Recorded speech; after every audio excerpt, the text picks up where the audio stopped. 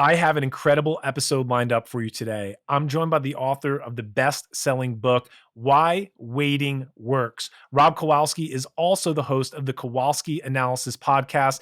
And guys, if you're single and you're listening to this, if you're an ambitious Christian man, you're going to want to learn from Rob because he has an incredible, powerful testimony of how he left of life of being a nightclub promoter, a stripper, a promiscuous lifestyle, and stepped into his purpose after a radical encounter with God, where he launched a movement around why waiting works. In this episode, we get into some really interesting topics, especially around productivity and what you can accomplish when you harness that energy within you that God's placed in you to follow your purpose above pursuing a person. This is a great episode with a lot of actionable takeaways that you can apply in your life today. Let's get into it.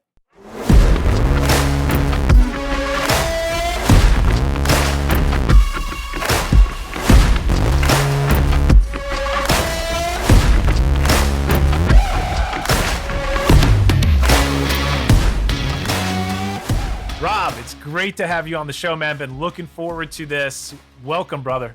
Thanks, Josh. I've been looking forward to it too. I can't wait to talk. Yeah, man. So, Rob, you're the author of a book called Why Waiting Works. I want to jump right in for our listeners, which are ambitious Christian business guys. We have a lot of single guys. We also have married guys that listen to the show.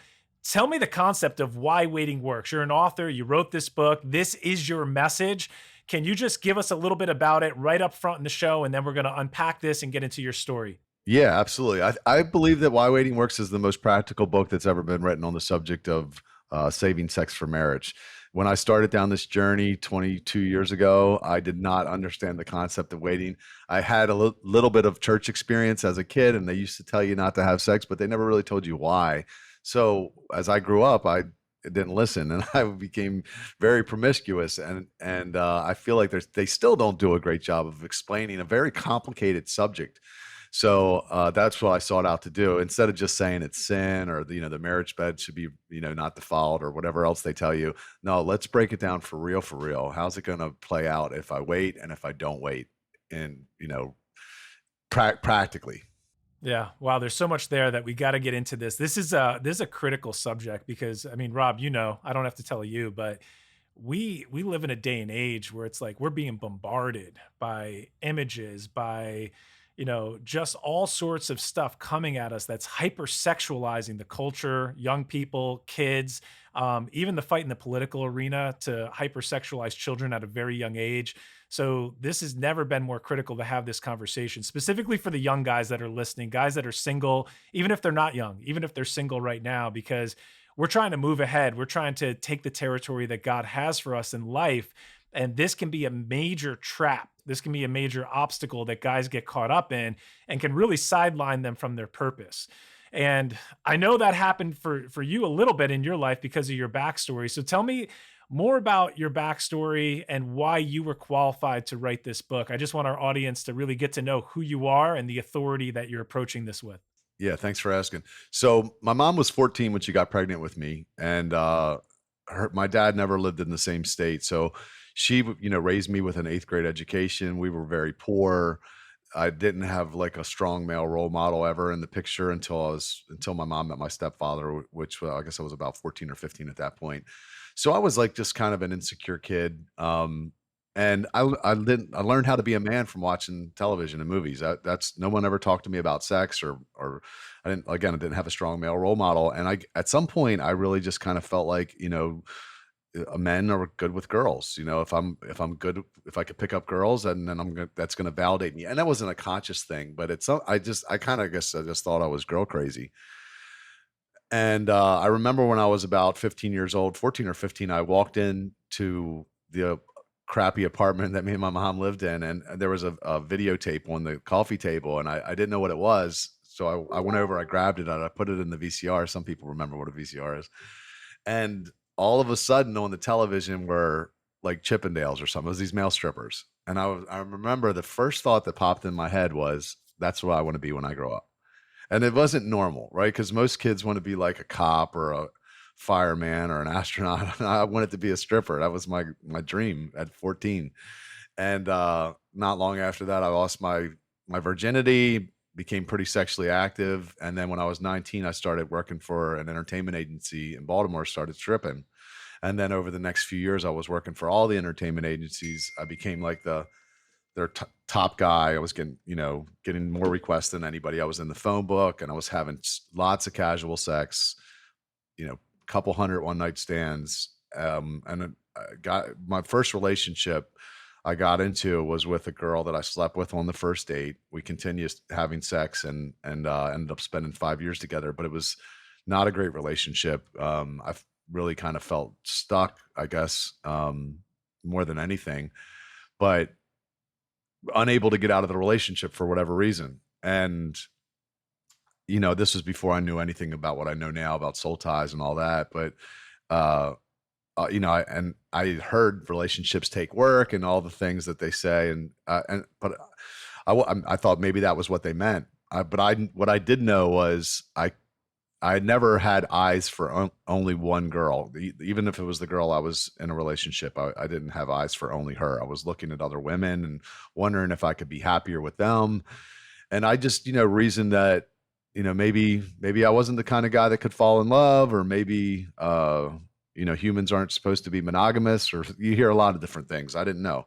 I just knew that I wasn't all in on any one girl in particular. And when I was 27 years old, I was on vacation in Cancun, Mexico, and I got baptized in the Holy Spirit. And it was out of the blue. It was like a road to Damascus experience. But basically, what God told me was that it wasn't me. It wasn't because I wasn't wired to be, monogamous or to fall in love. It was because of how I was handling sex. It was because I wasn't doing it His way, and that He had someone for me, and if I basically followed His way, that I would be able to fall in love. So when I was 27 years old, I committed to following the Lord. I did the most radical 180 a person can do. I quit stripping. I was actually a very popular or very successful nightclub promoter at the time in Baltimore. So I quit doing all that, and I was abstinent for the next 6 years. So I went from being like the biggest man whore in my city to being no sex for 6 years, waiting for this woman I thought that God had for me.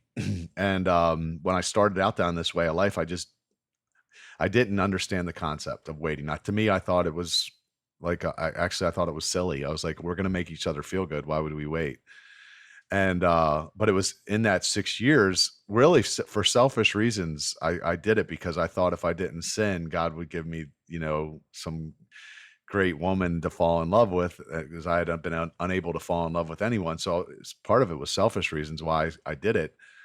But it really, started to understand why I kept making the same mistakes, and really, again, the practicality of saving sex for marriage in a way that I don't know if anybody understood, because I don't think anyone's lived at the polar ends of the spectrum of sex that I have. Like literally, I had hundreds of sexual encounters, and then I've been abstinent for, you know, 17 of the last 22 years. So like it really gives you a unique perspective. And I made a video before, when I was writing the book. I made a video called 10 Reasons Not to Have Sex Before Marriage. Posted it on YouTube. It went viral, became the number one video in the world on the subject. And now I just really have a passion for explaining it to people, because you're right. I think for men, nothing's going to rob you of the potential that God has for you, like sex. And if it goes back to there wasn't very many tenets in the early church. James said there was like four things. It was like, don't be sexually immoral, don't drink the blood of strangled animals. It was like just a couple things. That was the only rules. And I think about the verse when you start talking about men and potential. It says, and this is in the New Testament. I don't remember where, but it says, let no one be sexually immoral or godless like Esau, who traded his birthright for a bowl of stew. And if you think about, what did Esau do? Esau had a birthright. He had a double portion of the inheritance. And he came in, he was hungry, and he traded it for a bowl of stew, which is very temporary. So think about, like, you have a purpose for being on this earth. You have a person that's going to help you get there, and you trade it for a piece of tail because you're horny. And then guess what? You're horny again a few hours later, but it's gone. So I think that that's really what happens for men. And Man, are so I could go so far down that hole. It Yeah, just depends on how much you wanna talk. I wanna take you down there, but I wanna back up because, what I saw as the catalyst as you're explaining the story, getting into your backstory, part of it was there was an absence of male leadership in the house, right? Mhm. Absolutely. So something was missing where you didn't no one taught you how to be a man. No one showed you what to do. So you were looking at this, you saw this tape and these guys getting female attention and said, "Hey, that's the way to go." So there was a desire, like we all have this desire for acceptance, belonging, for attention, for something that we're not getting, and that's what I see being played out right there. Absolutely. It was 100% that, because I remember seeing women stick money in their pants, and I was like, "What better job can there be than that?" That's it. It was validation through women. Wow, that's amazing because we all have this need. We have this gap for validation, for identity, and that's what a father's job is. So if we don't tell our sons and our daughters who they are, they're going to find that definition somewhere else, and that's where the enemy comes in and distorts it and perverts that purpose. So that's really interesting. So Rob, that comment about Esau, that's hard hitting because we all have this birthright, and we could say the birthright represents a lot of things. It's your inheritance, but it's really your purpose. So unpack that a little bit more for us. Yeah, absolutely. So if you look back all the way to the beginning, Adam and Eve, a lot of people think that Eve was created at the same time as Adam, and she wasn't. Adam didn't get a female first. He got a job. God said, "Name the animals and tend to the garden." Eve came along later. And I think that that's really ties back to a principle I learned in a great book called Think and Grow Rich, where he talks about sex transmutation, Napoleon Hill. And he said, your sexual energy can be harnessed and it can be rechanneled to accomplish things, build, amass wealth, create different inventions. He's like, people of notable achievement throughout history have used their sexual energy to do great things. And I really believe that that is the proper order. Is what happens is you harness that sexual energy and it steers you into your purpose, and then the person comes along to help you achieve it. What I think we do now, the mistake that people make now, is we get person before purpose. So we don't want to wait. Nobody wants to save, deprive themselves of sexual gratification, and then they get their person and they never find their purpose because they didn't harness the sexual energy to help them find it. And then they drift into a relationship with a girl that maybe was not their best yes, and then they don't even get into the purpose. They work some BS job that doesn't fulfill them, and they kind of have this gnawing feeling that maybe they're here to do something more, but they can't figure it out. And so they watch football and drink beer on the weekends to escape reality, because inside they feel the pain of knowing that they're not achieving their purpose. So if you look at my life over the last 10 years, I've accomplished way more than I did at 38 before that, 39 before that, I'm 49. But because before I was having lots of sex and I was just, putting my energy out in all these different places. But when I really stopped and I harnessed it, I wrote books and started nonprofits and did coaching programs and all kinds of things, because I had to do something with that energy. And now when I do meet the woman, she's going to play this, I love what John Etheridge says. A woman wants to play an irreplaceable part in a great adventure. Now I have a great adventure to take her on. Before, if I would have met her before, I had nothing to take her on. We would have sat around and watched football on the weekends and, like a drink beer, because I didn't have anything to. So now, and that's the right order. It's purpose before person, harness that sexual energy, and then save the sex in order to know that you're saying your best yes. That's really the point in all this. It's not even a matter of just, I'm waiting to have sex till marriage. No, the not having sex, the making the decision to not have sex, really evaluate your heart to say, is this my best yes? So Rob, what I'm hearing you say, man, is this is an incredible story, but this concept of delayed gratification, it really is a key not only in the life of a follower of Christ, but in the life of anyone successful. Because I mean, you were able to put down these, fleshly appetites, these carnal distractions, these things that these cravings that every guy has. And when you were able to control that and put that under, you increased your productivity off the chart, and look at all you've accomplished. So tell me a little bit more, because I see when Jesus invites men to follow him, there's this concept through scripture where anything worth having is worth fighting for, it's worth waiting for, and it's this whole concept of delayed gratification. Yeah, I love it. I actually touch on that in the book. Are you familiar with that marshmallow test? I am, yeah, but why Yeah. don't you just recap the Stanford marshmallow test for anyone that doesn't know about it? Yeah, so I think it was like in the '70s or something, and they followed they tested these kids. A teacher would come in the classroom and put a little tiny marshmallow in front of them and say, "Hey, look, if you leave that marshmallow there, don't touch it, and when I come back, I'll give you 2 marshmallows." And then they would walk out of the room, and most of the kids would eat the marshmallow, but there was a few kids that was able to not. And what they did is they followed those kids all throughout their lives, and what they found was that they did better across the board at everything, and they were better grades, they made more money, they were in better physical health, and it all goes back to the delayed gratification. It's putting off something that you want now for something better later. And I think it's a principle that's true with everything. It doesn't matter, like money, education, whatever it is. If you want to go buy a house, you can't just go out and buy whatever you want right now. So it works the same for relationships and love, and all the studies are there to prove it. People always push back on me on the whole waiting thing, and they're like, "Oh, you got to take it for a test drive." And I'm like, "Well, if try before you buy works so good, then why is the divorce rate 50%? Because that's what everybody's doing. It doesn't even, and they can't, of course, they can't answer that. Is it So is it higher than 50% these days? I feel like it's much higher than that. yeah, I don't know. I think what I think it is. I don't think as many people are getting married, so maybe Mm, it hasn't increased because good now point. people talk about like who wants to get married, which honestly I have a something to say there too, because to me marriage really is, it's semantics on a certain level, because every person listening, if I was to say to you whether if there are men out there that aren't sure if they want to get married, I bet you they would say they are sure of this, that do you want to find your best friend that you're physically attracted to that can help you reach your purpose in life? Everybody's going to say yes to that. Well, great. Don't have sex before marriage, and I'll help you find her. Now, marriage is just the way to do it. And this is, we have, you're friends with Elliot Halls? I know who he is. I'm not Okay. friends with him. Yeah. Well, so I was talking to him about it, and I said, he's like, well, can't you just make like a solemn oath? Does it have to be marriage? I'm like, the reason that marriage works so well is because it's going to be painful to get out of. That's when you really find out if your heart's lying to you, because the Bible says the heart's deceitful and desperately wicked. I could be dating a girl and really want to have sex with her and probably convince myself that I'm in love, and then go to her and say, "Hey, I love you. I want to be with you for the rest of my life. Let's have sex." But if she says to me, "Let's just run down to the justice of the peace real quick," I'm going to be like, "Let me think about this a little longer." And that's the point.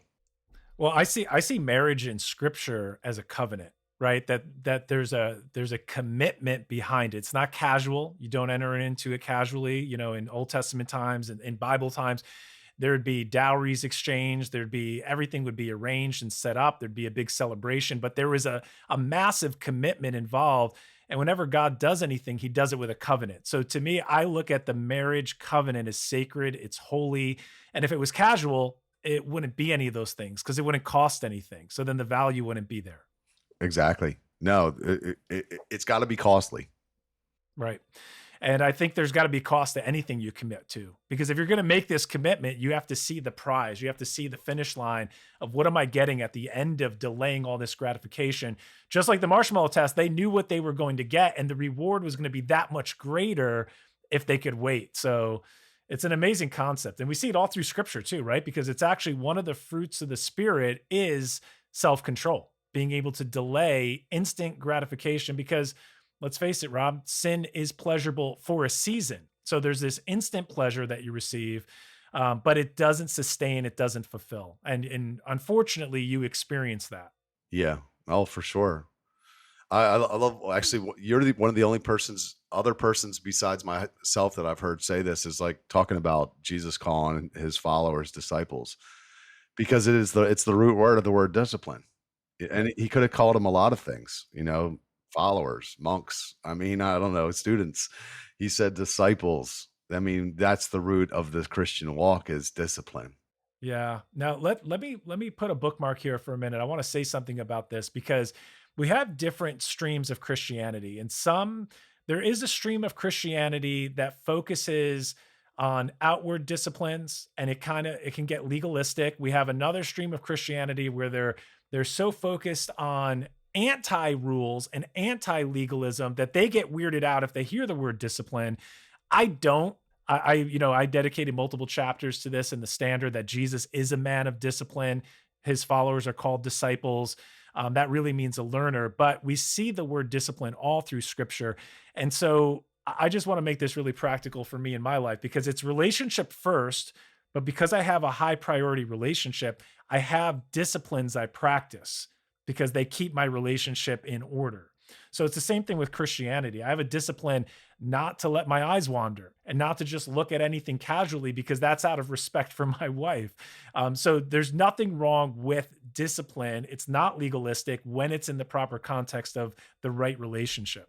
Yeah, it's not earning you his love, but Right. if you embrace discipline, it's going to lead you to everything you want most in life. It Absolutely. is. You Yeah. know, like, if you lift weights, like, if you were dieting for I did bodybuilding in my early 20s, and, Okay. I did too.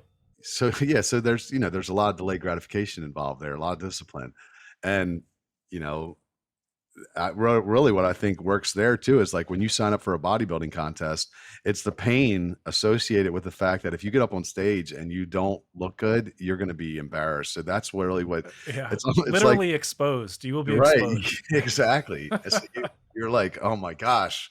So really kind of put your back against the wall. But for sure, discipline will lead you to what you want most in life. It's not going to make God love you anymore. Right. Right. Absolutely. But he says that he takes pleasure in those that seek him diligently. He's a rewarder of those who seek him diligently. So there's something about using disciplines in our life as guide rails, as boundaries that really pleases him in the relationship. So I totally agree with that. And this is a message that all men need to hear.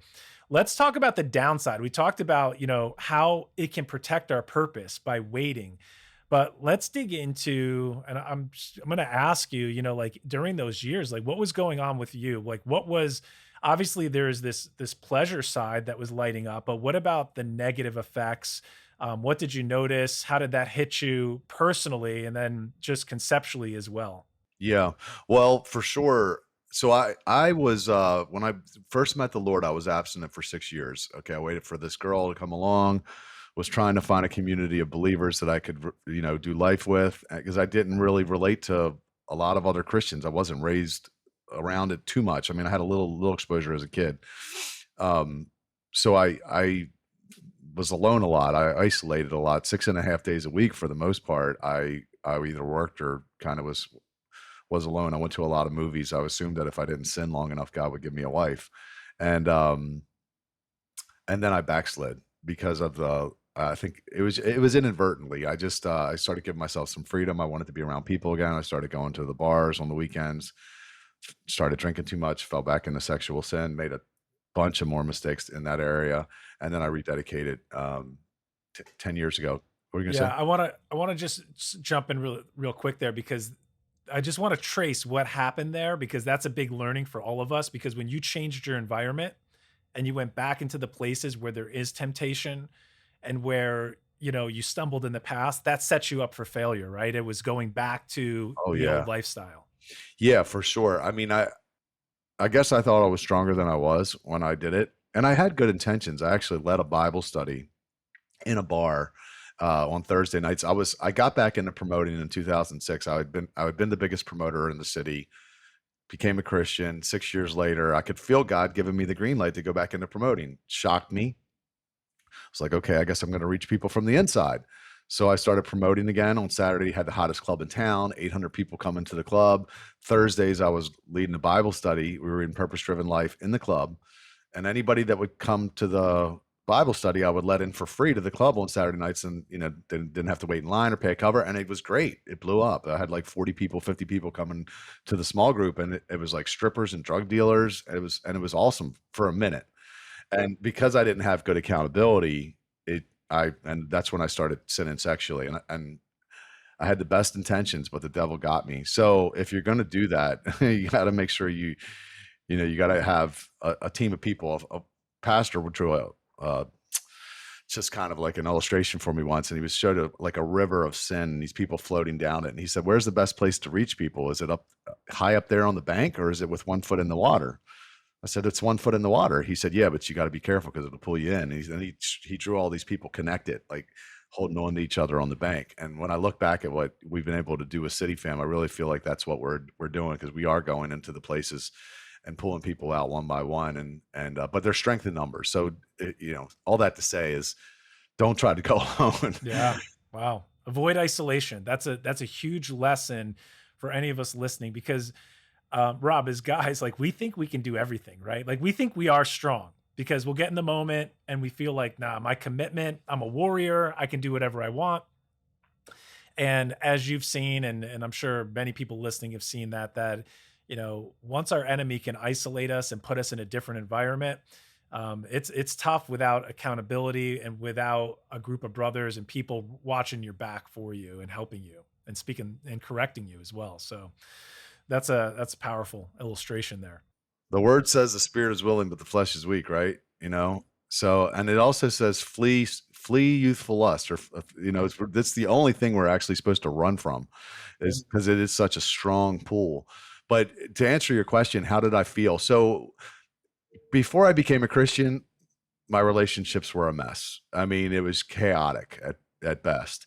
And I would be with girls and I was in love with the idea of them. I love them as people, but I couldn't force myself to be in love because I had gotten a soul tie from having sex too soon, and I got stuck with them. And it was like being torn in two directions because in my mind I loved them and I wanted to be with them, but I couldn't force myself to only have eyes for them. And again, it's because I didn't wait and evaluate my heart on a deep level. Now, after I became a Christian, when I backslid, I did have a lot of sexual encounters, and it was always fun in the moment. But when I look at myself in the mirror, I was completely empty because I knew God was probably disappointed with me. I knew I wasn't living up to my potential, and I really wasn't doing anything of purpose with my life. I wasn't really adding value to anybody's life. So I I, I look back on that time because I wonder, like, why did God let me go back into the bars? As I was completely content with not. But I do think that if I hadn't backslid and felt the way that I felt about myself when I was far from Him, um, I wouldn't be able to do what I'm doing now because I had to experience that pain. Is that I had never, from the moment I met the Lord, I turned so hard. I was kind of self-righteous, actually. I was like pretty proud of myself, and I knew all the verses that I would quote people to tell them, like, if you're still sinning as a Christian, why are you going to hell? I would tell people.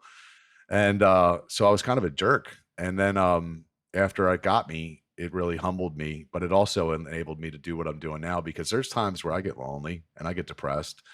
And and if but it's better than that. It's almost like if God let Adam and Eve come back into the Garden of Eden after they had, taken from the knowledge of good and evil. Do you think they would have done it again? Probably not, right? They wouldn't have done it a second time. It's like, God, now that I'm back and He's using me, I'm like, there are times where I'm still tempted, but it's better than being distant from Him. I know that now. Yeah. Well, let's talk about that for a minute. What guidelines, what disciplines, what boundaries do you live by right now to ensure that there's not another failure? Like, how could you encourage young guys right now that might be struggling? They might be lonely, or they've already had sex and now they're trying to live a pure life. How do you coach? How do you encourage the singles that you work with to maintain that path of purity? Yeah, I think the first thing is you have to get really clear about your why. So for me, a big part of the reason that I'm able to walk the narrow path is because I have a really clear vision of where I'm going with my life, and I don't think God's going to bless it if I have some secret sin. Because trust me, the thoughts cross my mind where I'm like, sometimes you get lonely, like, well, I could do something and not tell anybody. God's not going to bless that. He probably is going to expose it actually. So I would say get very clear about your purpose and what you're wanting to do, and it should be so big that you can't do it on your own and if it doesn't intimidate you, it offends God, your vision. I believe that's true. So like when I was really trying to get my act together, when I rededicated my life and get sexually pure, um, like there were many times where I would sign covenants with God where I was like, okay, God, I'm not going to look lustfully at a woman for, 3 weeks or whatever the period of time was. And I would ask Him to bless me if I was able to keep the covenant. Now I'm asking Him to help me keep the covenant too. Give me the grace to actually be obedient in this area. But if I don't keep it, God punish me to it. So I would actually it was the gas and the brake for me. But a lot of me being able to break some strongholds in that area of my life was because I really wanted God's help. to accomplish the vision because I knew I was going to be really gratified when I was able to write the book or start the nonprofit or whatever the thing was, and I wanted that more than I wanted to jerk off or whatever the thing was in the moment. So, and sometimes I'd go to bed depressed because I really wanted to masturbate, and that would have, made me feel a little bit better that night that I was feeling sorry for myself, but I didn't. And then I wake up feeling great because I didn't do it. So for me, it's like I would say, got to know why. Number one, why are you doing it? Besides just like it's a sin, like there should be some almost a selfish uh, motive for you. And I would say selfish because what everything I'm doing is kingdom, but it on some level it's selfish because again, it's very gratifying. But then also good accountability, have somebody in your life that you can be really honest with. And I'll just give you an example. I take it to the extreme where I'll usually just talk about my mistakes on social media because when I backslid, when I was working in the bar and I had the Bible study, I had sex with a girl. I hadn't had sex in like 6 years. Had sex, kept it quiet, made a second mistake about a month later, kept it quiet, and people found out and they confronted me, and it was like harsh. So now I'm like, that's never going to happen to me again. I'll just tell. So there's been times I've had 2 mistakes in the last 10 years. I went on social media and confessed it, and I've had some close calls, same thing. Did a video, a vlog the other day where I masturbated like 5 times over the course of 2 or 3 weeks. Was chit-chatting with this girl, and it just kinda escalated and got me all worked up. And I went on social media because 'cause I'm like, if I tell it, number 1, then people expect to hear, "Okay, well, if it's still happening or did you," and for me, it just gets it out in the open and people respect the hell out of it. So if you yeah, I'm not saying that everybody has to go on social media and confess their sins, but for me, with the platform that I have, I feel like it's justified. But if you can at least get like one other man in your life that has done it, has maybe waited or at least believes in the value of it, and just be brutally honest with them. That's what I'd recommend. Yeah, I mean, that's powerful. You're being super authentic and vulnerable. But Rob, let me give you the biblical principle behind that because this applies to every man. When you decide to go after something and when God calls you to do something, and when you start to step forward in faith to go after that thing and take that mountain where he's calling you to go, you will be tested on your way there. And when you make a declaration, it's not just God that's listening to you. The enemy hears you. He knows what you're doing and he's going to do everything to derail that. So whatever we say, we get tested on. I mean, I remember just really vulnerable when I started this podcast. I'm like, what am I doing? Like some days I wake up and I'm like, well, what am I trying to do here? Like who's listening to this? What's the message? And everyone that's called to do anything, you're going to get tested and there's going to be self-doubt, there's going to be attack, there's going to be temptation, there's going to be weakness, and we have to come out of it stronger by leaning on him even more. So when you make that declaration, that's the principle. You'll be tested, but when you pass the test, you increase in authority with that assignment that you've been called to go after. So good. And I highly encourage people to declare it because for me, if I hadn't said a lot of the things, I don't think I would could have continued because if I was the only one that knew that I was going to do this thing or I believe this, like when I was really started talking about the practicality of waiting because I really was figuring out, it kept me in check because now all of a sudden I've been talking about waiting and now I actually have to do it. So there's power and sometimes you got to say it before you do it. I want to wrap up this section where we're talking about, the impact on you as you engage in sexual sin. Not you specifically, just conceptually as well, because we do see that, sin is sin. Sin separates us from God, but there are different types of sin. There's classes of sin. And we see that sexual sin is in a unique category. It actually says in Proverbs that it's Proverbs 6:32. I actually pulled it up here, so I'll just read it. But the one who commits adultery or sexual sin with a woman is lacking sense, and he would destroy himself who does it. So it's actually you mentioned soul ties. So it's like giving a part of your soul to another person because that bond is intended through sex and through that union that God created for two people to bond together. Um, I want to just hear your thoughts on soul ties, and then also I want to talk about for people that have been through that, how they get restoration in that area. Yeah. So I look at soul ties almost like from a biological standpoint because I've done a little bit of research in that area where I think for a man, when a woman wants to offer you sex, it's like free money. It's so hard for a man to say no to sex, especially when it's being served up to you as easily as it is now. Without even You don't even have to tell them that you'll commit, and they'll give it to you. So it's almost like, well, why would I say no to this? It's called the sex trap, and this is how it works. So a woman, when she has sex with a man, she releases oxytocin during orgasm, and that's the bonding hormone. But men do not. We release oxytocin when we commit, not when we have sex. So that's why guys can hit it and quit it a lot easier than a woman. Okay.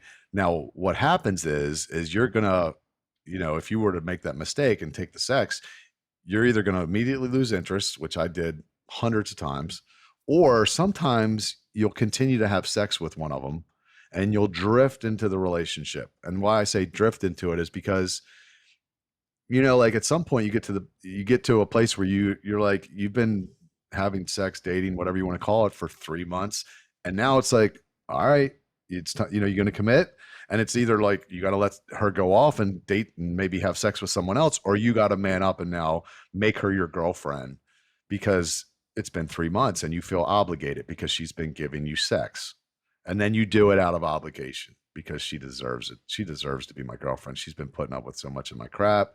That's happened to me multiple times. And now you're not in a relationship based on love. You're in a relationship with somebody based on obligation because you feel guilty.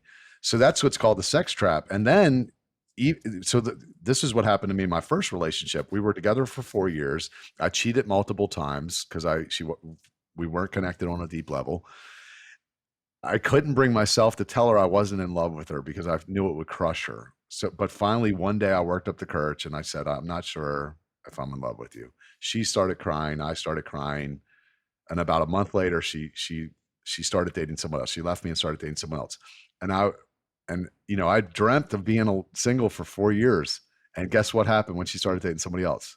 It threw me into a deep depression because now all of a sudden I was like, she flipped the table on me, and it made me so depressed and crazy. And I was like calling her and trying to get her back. And after about 2 months, I convinced her to come back to me, and it was great for about a week. Was And that then because of the hunt? Is that because men are hunters and you just wanted something that just seemed off limits to you? So you're like, if someone else can get her, no, I want her back. I had the control over it, and when I had it, I didn't want it. It smothered me. I couldn't breathe. And then when I didn't have it, I had to have it back. It was the weirdest thing. It's So like a she cycle. Yeah. so she started dating somebody else, threw me into depression. I convinced her to come back. It's great for about a week, returns exactly to the same dynamics. And I'm thinking, why did I do that? I was free. And this goes on for another year. Same thing. I finally tell her, I'm not sure if I'm in love with you. We break up. She starts dating somebody else, throws me into a deep depression again. Now I'm like, look, whatever you want, I'll do. Come back to me. I'll quit stripping.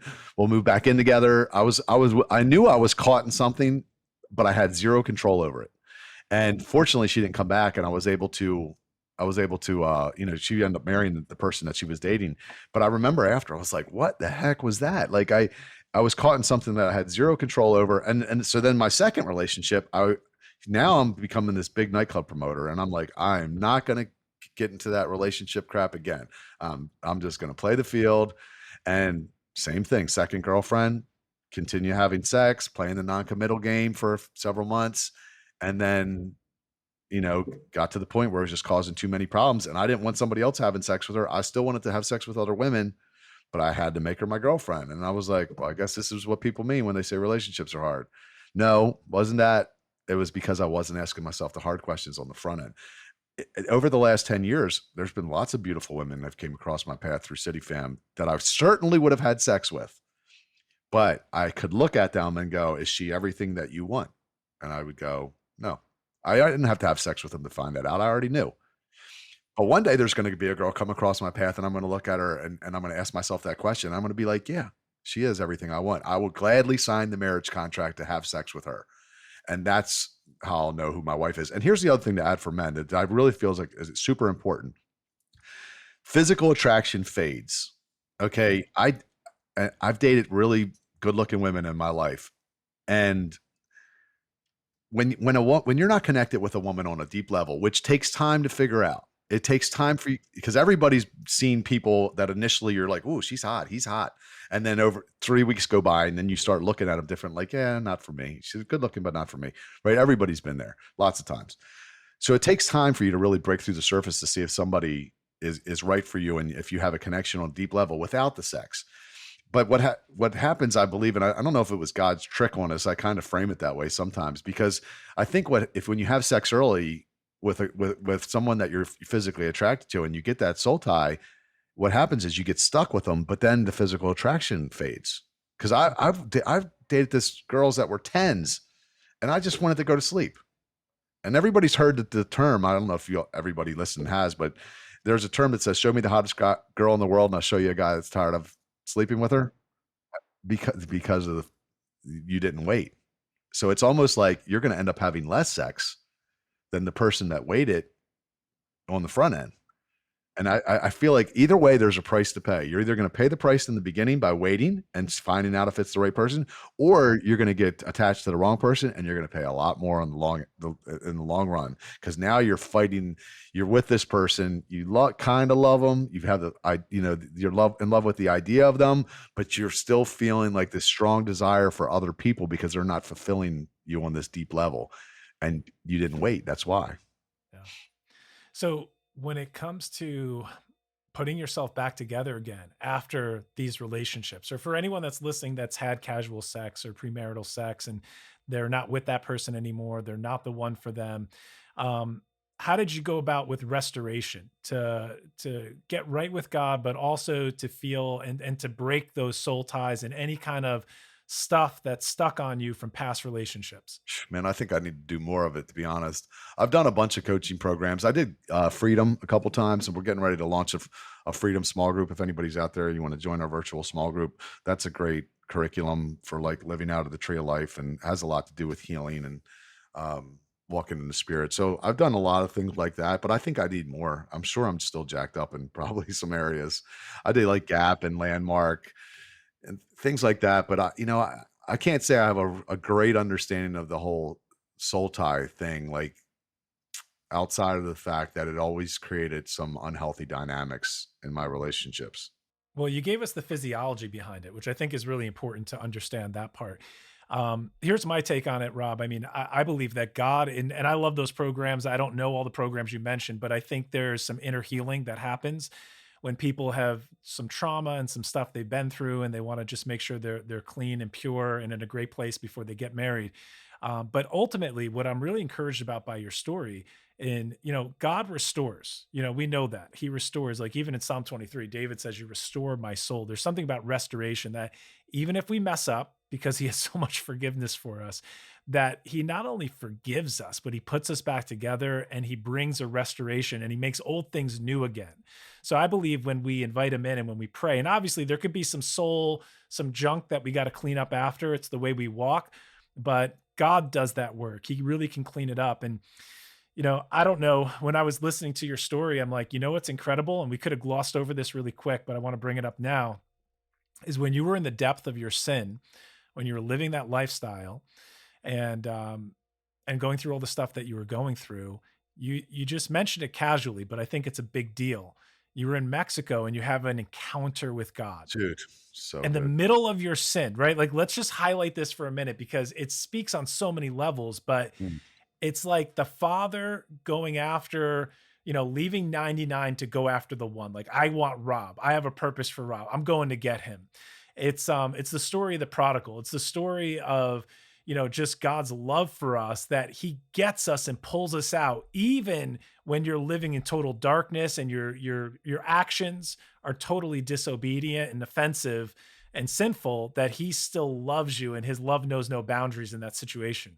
Man, that's such a good point, Josh. I was actually thinking about that a little bit this morning because I was at my most morally depraved point of my life. I mean, I was always kind of bad, as an adult from stripping to club promoting the girls, but I was really just really depraved at that point. And I was in Cancun, Mexico with all these people. We're partying like rock stars. And then literally the next morning I get baptized in the Holy Spirit. I'm like, yeah, I mean, I have actually have the verse tattooed on me, First Timothy 1:15 and 16 about, being the worst sinner, and that's why he chose me, because it displays his unlimited patience. But it's a great point to mention. That's amazing. Let me just I gotta pause here for a minute. Just tell people listening, like, you don't have to clean yourself up first before you come to God. Like, if you're dealing with stuff, because we get caught in this cycle, we mess up, we sin, maybe it's sexual, maybe it's not even that, maybe it's something different. And then you beat yourself up for a while and you're like, I'll try harder. I'm just gonna work harder. Like, I'll use more willpower. I'll sign a covenant. I'll put boundaries in my play. I'll do all this outward stuff to try and earn approval, and God's like, you can't earn it. And guess what? You can't discipline your flesh to become spiritual. You got to crucify it.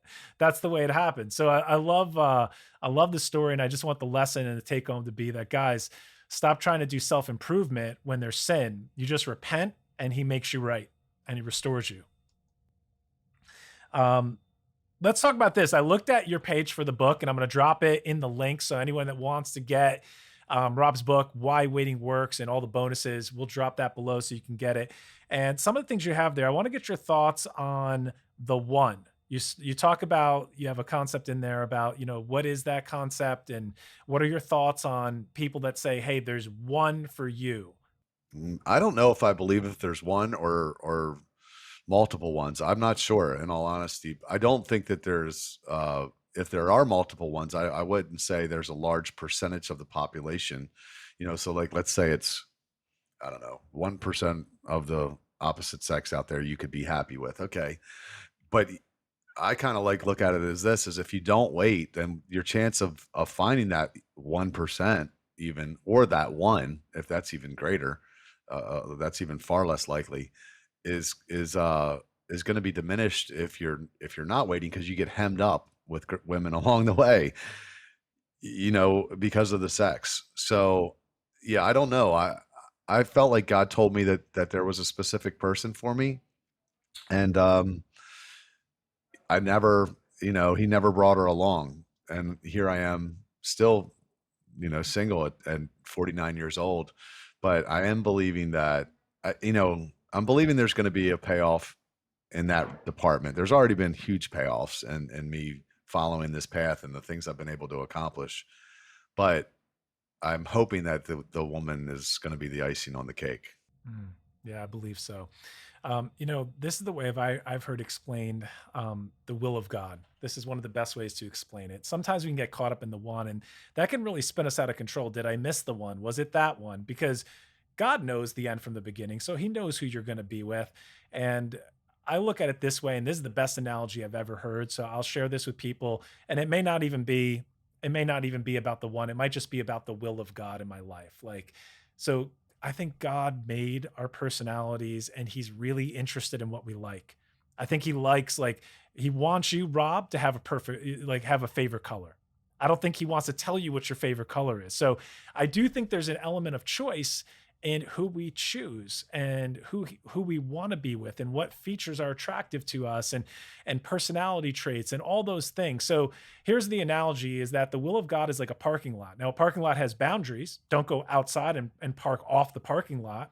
But within that parking lot, there's multiple slots. And some things, not everything, but some things, God gives you some choice where you get to choose what you want or what you want to do. So you could have a choice in life. It could be like, hey, there's two job opportunities in front of you. Which one do you like? Which one would you personally like to have? I think they're both permissible at times. And God says, what do you prefer? Yeah. No, I like that. And I do think that what you said, though, at times, because sometimes there is a path that he's going to have you go down that you won't like, that doesn't maybe even make sense. That's a great point to balance it, because we're not talking about everything. When He calls you and when He gives you instruction, no, it's not going to be where you get a choice in what you have to do, because every man goes through a preparation process, and you can't choose. No, thank you. I don't want to go through that process. Or no, thank you. I don't want to pick up the cross in that area of my life. So we're not talking about those types of boundaries. So that's Right. a great clarification, Rob. Thank you. Yeah, or he might even have you marry someone that you don't prefer. Like, think about Gomer, right? What was the prophet that married the prostitute? I'm sure he didn't want to do that. And I think there's probably lots of other examples. I was to sit here and think of them, but Not to say that anybody should go out there and do that. Make sure No, you're very clear that God's telling you to do that if you but I know for me, I definitely wouldn't have chosen a lot of what I wouldn't have chosen to be abstinent for 17 of the last 22 years. Hell no, I would not have chosen that. But I knew that there were definitely seasons where God was not telling me to date. He wasn't even giving me the green light to date, not even just the who, he wasn't even saying it was time. So and it was hard, but I definitely feel like I got closer to him, and it enabled me to really focus on everything that he's been able to build through me. I was talking about it last night, actually. I think I mentioned this is Paul wrote a lot of the Bible through prison, and Pilgrim's Progress was written in prison. Sometimes God's got to sit you down to get you to produce the thing that you actually want to do, or that he wants from you, or for him to reveal what he wants to reveal to you. He just wants you into a place of solitude. And I really feel like that was true for me. So I don't know if that kind of ties into our conversation, but well, I think, yeah, I mean, I think that that's part of the process God uses to make us the man and prepare us for marriage and prepare us for relationships and leading a family. So we all go through that process. There's no shortcut around it. Everyone goes through it. Jesus went through a preparation process of 30 years in obscurity before 3.5 years of ministry. Paul goes through it. Moses goes through it. I don't think we could find any man of God in scripture that just goes right onto the scene right after a word from God. Like they always go through a process. So that's guaranteed. And that's conforming us to Christ. That's refining our character. That's preparing us to be the leader he calls us to be. And, with, you mentioned, like Haggai and Gomer, the Old Testament thing. I think that's really like a prophetic picture of something he had to do as part of his calling, an Old Testament prophecy.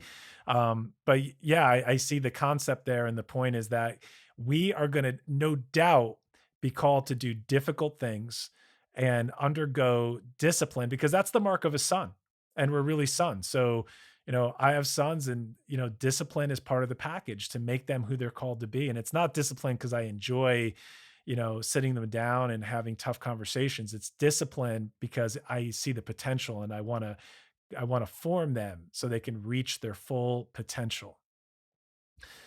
So, Rob, as we wind down here, if you were talking to your former self, let's just talk about like I got a lot of guys in their 20s, early 30s.